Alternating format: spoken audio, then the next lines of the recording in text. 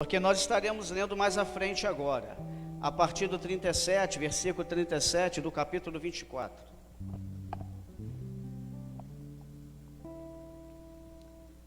A partir do 37, diz assim: E como foi nos dias de Noé, assim será também a vinda do Filho do Homem. Porquanto assim como nos dias anteriores ao dilúvio, comiam, bebiam, casavam e davam-se em casamento, até o dia em que Noé entrou na arca. E não o perceberam até que veio o dilúvio, e os levou a todos. Assim será também a vinda do Filho do Homem. Até o 39. Uma da vida quiserem se afogar, segura. Irmãos, eu estava meditando neste texto escatológico, porque, como eu disse aqui na abertura do evento de hoje, do culto de hoje, a celebração de hoje, eu acho que nunca se fez tanta menção a textos escatológicos como tem sido feito nos últimos 12 meses. Por quê? Muitos não têm dúvida de que nós estamos no princípio das dores, ou no princípio da grande tribulação, no início, para aqueles que a teologia chama de mid-tribulacionista, porque para aqueles outros que a teologia chama de pré-tribulacionista, a tribulação ainda não começou. Mas você não precisa se preocupar em saber o que significa uma coisa ou outra. O que você precisa saber é que são tantas teorias que eu mesmo que as conheço todas, eu mesmo não tenho uma posição definida. E como eu costumo de dizer para os meus alunos, talvez nenhuma delas esteja correta. Já falei isso para o Michel. Já me perguntou o que eu achava, qual era, o que eu era. Eu falei, eu não sei, eu conheço todas essas aqui, mas para mim... Porém, a essência da palavra de Deus, irmãos, ela é discernida por aqueles que são filhos. Quem é filho de Deus, quem teve um verdadeiro encontro com Deus e nasceu de novo, de alguma maneira inexplicável, discerne as coisas que estão acontecendo, que Deus está fazendo, que Deus está permitindo. E dentro dessa essência e desse discernimento, eu não tenho dúvida de que a palavra que nós lemos aqui, dita por Jesus no capítulo 24, tem muito a ver com o que estamos vivendo nos últimos tempos, nos últimos anos, para ser mais exatamente, nos últimos 12 meses aí. Nós já estamos indo para mais de um ano de pandemia no Brasil, ou melhor, no mundo, porque o decreto pela Organização Mundial de Saúde deu-se em março do ano passado. Então já estamos há um ano de pandemia oficialmente. Agora, o que Jesus está dizendo aqui é que ele tinha saído lá no início do templo. Se fosse hoje, seria da igreja, Michel. Alguns poucos aqui, o Michel sabe disso. Eu tive, há um tempo atrás, há 10 anos atrás, uma inclinação muito grande para um movimento chamado de igreja orgânica. Eu já compartilhei isso aqui. Que é aquela igreja, aquele ministério que prega que é heresia ter templo, é heresia ter fachada, denominação. E eu achei isso legal e achei isso bíblico. Não sei como eu achei isso bíblico, Michel. Só que eu sou filho, irmãos. E qual é o pai que vai deixar o filho ser enganado? participei de algumas reuniões, tenho amigos até hoje que aderiram a esse modelo de igreja que eu chamo de antibíblico, e que já chamei de bíblico. Só que, irmãos, sabe os crentes de Bereia? Eu sempre busquei o fundamento das coisas. E eu, embora quisesse levantar a bandeira da igreja nas casas, eu não conseguia base bíblica para isso. Isso me incomodava. Enfim, retomei a minha caminhada, como Jesus fez. Jesus, em momento algum, ele abominou a reunião nos templos. E nem os seus discípulos, como a igreja orgânica ensinava. E aí começou o conflito, porque peraí, isso não está escrito nem na literalidade do texto. Vocês estão afirmando uma coisa que nem na literalidade do texto está. E aí começou a discussão, né? Aí não deu certo. Jesus estava saindo do que seria a igreja hoje, assim como os discípulos, apóstolos, fizeram, né? Pedro e João iam para o templo. E aqui, irmãos, Jesus estava saindo do templo. Jesus estava aqui, irmãos, não é na igreja, é na tradição judaica. Pedro e João, mesmo depois da tradição judaica, já não era da igreja, eles estavam frequentando o edifício, o templo. E Jesus aqui, ele estava saindo do templo. E ele, ao sair do templo, ele foi indagado pelos discípulos, porque ele olhou assim para as paredes do templo, para o mundo físico, e falou: não ficará pedra sobre pedra. E isso me chama a atenção, porque eu fico olhando não para o templo da igreja, mas para tudo que é edifício nessa terra, que é físico, que é tangível, que é cobiçado, né? As pessoas cobiçam coisas que não ficará pedra sobre pedra, vai ficar tudo por aí, irmã Ângela. Aí quando Jesus fala isso, eles indagam: mas quando acontecerá isso? Nos dê um sinal, porque Jesus fala que só Deus sabia e nem o Filho competia saber. Mas Jesus fala dos sinais. Capítulo 24 é um clássico texto para quem estuda escatologia.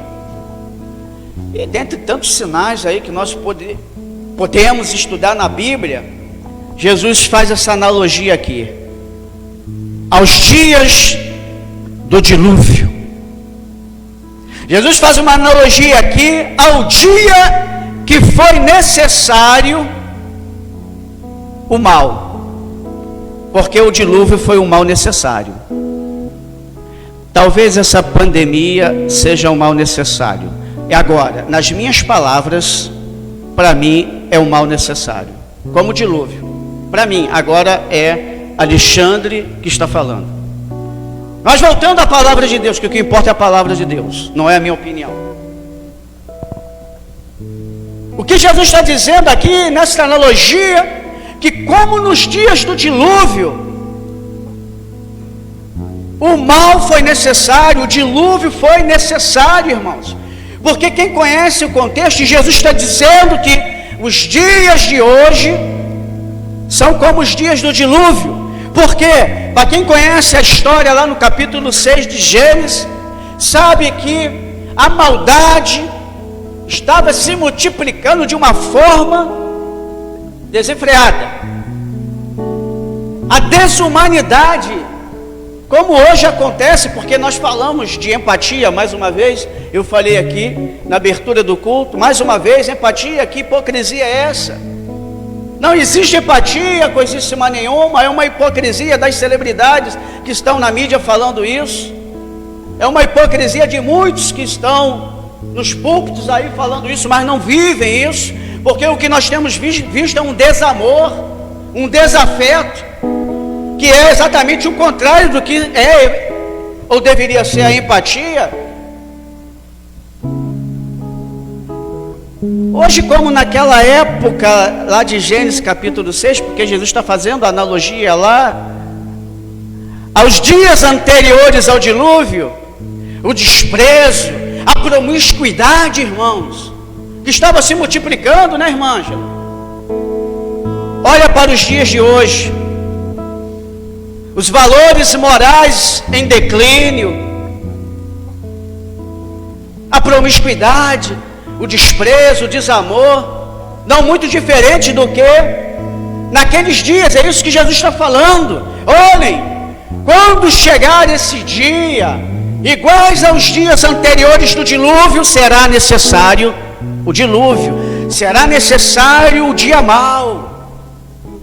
Nós lemos lá no início do capítulo 24, podemos ler terremotos, pestes, ou seja, pandemia, enfermidades se multiplicando, irmãos. Porque hoje o vírus surge, mas daqui a um ano ele já é um outro vírus, é um outro tipo de vírus, é um outro tipo de pesquisa para combater um outro tipo de vírus. E tem muita gente, inclusive crente, questionando Deus. Por que Deus permite isso? O ímpio, ele diz assim, o ímpio, o não crente: peraí, vocês pregam um Deus de amor? Se Deus é amor, por que Ele permite tanta morte? Irmãos, primeiro, os santos que estão morrendo estão ganhando um prêmio, diz a palavra do Senhor. E porventura aqueles que estão morrendo sem salvação estão recebendo a sentença daquilo que plantaram. Deus não manda ninguém para o inferno. O homem vai porque quer. Nós estamos caminhando numa estrada que tem um abismo, tem uma placa lá sinalizando: não ultrapasse. A pessoa ultrapassa, cai no abismo. A culpa é de quem? O aviso está lá, o aviso está aqui na palavra, irmãos. Mas como nos dias de Noé era igual os pregadores de hoje, só pregava para crente. Na verdade Noé pregou para todos, mas só sentava para ouvi-lo a sua família. É igual hoje, os pregadores estão pregando para o mundo, mas só está sentado para ouvir aqueles que são filhos. Só os que são filhos que dão ouvido para a palavra de Deus. Irmãos, eu falei aqui no início, e o início hoje tinham poucas pessoas aqui quando eu iniciei. Michel chegou um pouquinho depois. Eu falei, Michel, que nos últimos 12 meses caiu no planeta Terra o equivalente a 13 bombas atômicas, iguais às que caíram em Hiroshima e Nagasaki. Porque em Hiroshima e Nagasaki, 2 bombas atômicas dizimaram 214 mil pessoas. E em um ano de pandemia, nós estamos indo para quase 3 milhões de mortes, só em decorrência da pandemia. Mas o povo não está nem aí, irmãos. Noé está pregando e o povo não está nem aí. Os sinais estão acontecendo, mas o povo não está nem aí, irmãos. Parece que não morreram quase 3 milhões de pessoas no mundo. São mais de 2 milhões e 800 mil vidas aproximadamente. Mas parece que as pessoas estão aqui, como Jesus falou, na promiscuidade, no pecado, afastadas do caminho do Senhor. Casavam e davam-se casamento, ou seja, vou fazer aqui uma alusão para a festa, né? É só festa. Festa, qualquer festa, irmãos, enche. Faz festa de aniversário para você ver se não enche. De casamento. Agora faz uma festa como essa para Deus para ver se enche. Não enche. Ou seja, o povo não está nem aí, Luiz. E já começou a chover. Essa pandemia, irmãos, são sinais de que o fim está próximo. Mas Deus, Ele é tão bom, tão misericordioso, que Ele, para salvar o ser humano, Ele permite o dilúvio, Ele permite a pandemia. Que é isso, pastor? Querido, é só você orar, dobra o joelho, ora, antes de estudar a Bíblia. Eu não vejo isso lá em Gênesis 6, é porque você está lendo a Bíblia por ler. Você está lendo a Bíblia por desencargo de consciência. Igual eu fazia isso antigamente, antes de sair para o trabalho. Era 5 minutos de reza e eu escolhia assim, um versículo assim: assim como tu não sabes qual o caminho do vento, nem como se formam os ossos no ventre da que está grávida, assim também não sabes as obras de Deus, que faz todas as coisas. Abri aleatoriamente aqui, Eclesiastes 11:5. Aí eu orava, fazia aquela reza, né? Aí ia para o trabalho, fiz a minha devocional. Que nada, irmãos. O que você leu? Nem lembrava o que eu tinha lido. O que você falou na oração? Agora, quando você dobra o joelho, ora ao Senhor. Peraí, agora eu não tenho um compromisso com nada, nem com o trabalho, nem com nada. Agora eu cheguei em casa do trabalho, hoje eu estou de folga. Então agora esse momento é 30 minutos, é 1 hora. Ora, aí o Espírito Santo vai te mostrar o amor de Deus lá no dilúvio. Porque o texto diz nas suas entrelinhas, isso está bem claro dentro do contexto, que Deus não só salvou Noé e sua família, mas também muitos outros inocentes que não entraram na arca. Onde está isso, pastor? Querido, vou dar só um exemplo do grupo, porque se eu for citar aqui outros grupos, aí eu vou ter que abrir parênteses teológico. E para mim, púlpito não é lugar propriamente dito para teologia, ou melhor, para teologar, né? Vamos dizer assim. E as crianças que não entraram na arca? Morreram sem salvação? Com certeza que não. Se elas crescessem ali no meio daquela prática, elas iriam se perverter. Mas elas morreram inocentes, sem perversidade, sem a prática da promiscuidade. Olha só o amor de Deus. Porque se Deus não permitisse o dilúvio, toda aquelas crianças, aquelas novas gerações seriam contaminadas. Olha só, o amor de Deus. Hoje nós sofremos por consequência dos nossos erros. Lá no livro dos Juízes nós lemos, não me lembro agora quantas vezes, e fizeram mal os filhos de Israel diante de Deus. Por isso o Senhor os entregou nas mãos dos midianitas, nas mãos dos filisteus, enfim, dos cananeus. Porque nós erramos, desobedecemos, aí tem consequência. E Deus, no seu amor, Ele permite a consequência. Para quê? Para aquele que é filho correr para o colo do pai. Porque o filho desobedece, não faz isso, não vai ali, não vai lá. Aí o filho pensa que o pai não está vendo e vai. Aí dá errado, ele volta correndo para quem? Para o pai. Não é isso? É assim que acontece conosco, irmãos.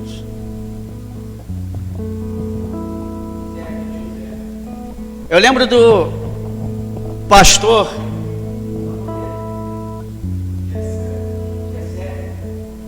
Gessé, vocês não conhecem, pelo menos ainda, talvez vocês venham conhecê-lo um dia, quem sabe, missionário, né, da Junta de Missões Batista, tio do Michel. Eu lembro de uma pregação dele que eu gravei. E falando de pai, isso me veio agora aqui, a lembrança, porque preste atenção, irmãos, Deus, para que você pudesse entender o tamanho do amor dele, Ele deixou bem claro que Ele tem você como filho e você deve tê-lo como pai. E aí, o missionário, o pastor Gessé, da Junta de Missões, Gessé Mostacato, não é isso? Tem Mostacato ele? Mais ou menos. Ex-jogador de futebol profissional, hoje missionário, coordenador de missões lá em Portugal, na Europa, já esteve trabalhando no Oriente Médio. E ele, numa pregação dele, ele fez uma analogia lá do pai dele. para com ele. Não sei se o Michel vai lembrar. Que ele desobedecia o pai falava, ó, não faz isso. Foi no sepultamento do pai dele, do avô do Michel, no sepultamento do avô do Michel. E ele falando sobre o pai, numa analogia a Deus, e ele disse que o pai, ele desobedecia, assim como os outros irmãos, assim como você, quando era criança, ou não? Tem algum filho aqui que foi obediente 100%? Eu arrisco a dizer que não. E uma vez ele foi, arrumou uma confusão lá na rua, brigou, e os rapazes lá da rua, as crianças lá, quiseram pegá-lo para bater nele. Eles saiu correndo para dentro de casa. O que foi? O que houve? Filho, você sabe. O pai pergunta só para confirmar, mas não precisa nem falar. Você sabe que deu ruim. Aí ele falou para o pai o que tinha acontecido. Aí o pai falou: você prefere apanhar aqui de mim ou deles lá? Vai lá, volta lá e resolve a situação como homem. Você não arrumou a confusão? Aí ele pensou: bom, então apanhar aqui do meu pai e apanhar dos meninos lá na rua, preste atenção, eu prefiro apanhar dos meninos lá na rua. Só que na verdade ele sabia que ele não ia apanhar dos meninos lá da rua, porque ele disse que sabia que o pai dele iria escondido atrás dele para protegê-lo. Entenderam? E aí ele foi, porque ele sabia: meu pai não vai deixar eu apanhar. A mesma coisa é Deus, irmãos. O amor de Deus para conosco. Você erra, você desobedece, aí Deus permite o dia mau. Aquilo ali é um corretivo para você se despertar e aprender a virar crente de verdade. Nós estamos vivendo esse contexto, irmãos. E tem crente que está desesperado, como se as coisas tivessem fugido do controle de Deus. Querido, nada foge do controle de Deus. Eu não sei qual tem sido o seu mal, qual tem sido a sua adversidade, mas saiba que é consequência de um processo que não foge do controle de Deus, pelo bem ou pelo mal. Nada foge do controle de Deus sobre a tua vida, sobre a minha vida, sobre a vida daqueles que são chamados filhos de Deus. Então, querido, o que nos falta? O que nos falta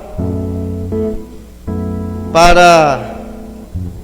Eu não vou falar para encerrar, não, porque eu ainda tenho tempo, e eu tenho o costume de falar, e quando eu falo isso, dura mais 20 minutos pelo menos. Mas o que nos falta? O que nos falta é confiar e, independente da situação, continuar adorando, irmãos. Eu estou triste, eu estou com um ente querido hospitalizado, alguns estão com familiares entubados, eu mesmo estou com um cunhado que é como um irmão, já segunda-feira fez 8 dias entubado. Durante 5 dias aproximadamente estável, de repente melhorou um pouquinho, ou no outro dia piorou. Mas hoje veio uma boa notícia novamente, né? Veio uma boa notícia, a infecção está regredindo, a ventilação está estável, nível de saturação. Então, enfim, irmãos, como eu tenho dito, irmãos, a palavra final não é dos médicos, não é da medicina, a palavra final é do Criador de todas as coisas. Então, tem muita gente tem gente que não está vindo para o culto porque está triste, quase com depressão, porque tem muita gente doente, tem gente da família doente. Mas espera aí, e antes da pandemia também não vinha? Quase que eu falei isso, quase que eu respondi assim. Mas e antes da pandemia? As pessoas estão tentando se justificar diante de Deus, mas ainda que,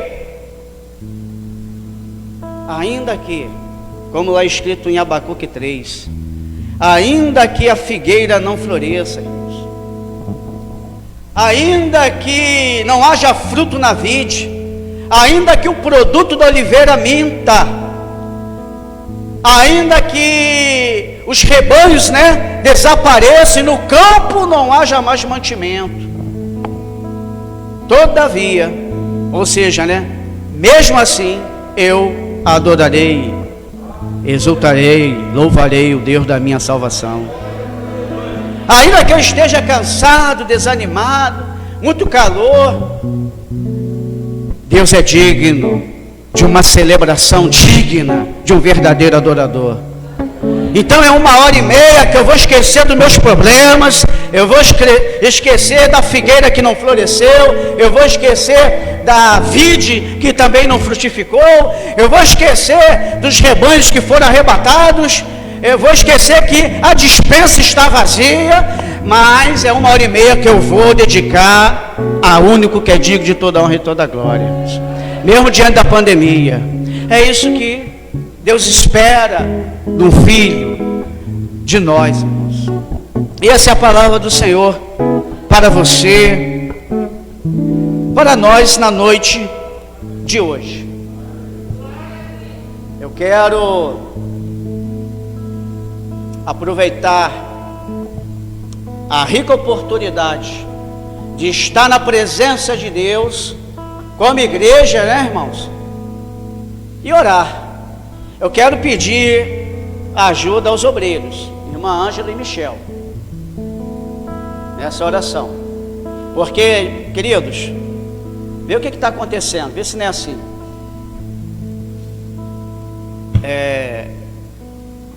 Tem muita gente orando ultimamente, porque é momento de se orar mais, mas tem gente que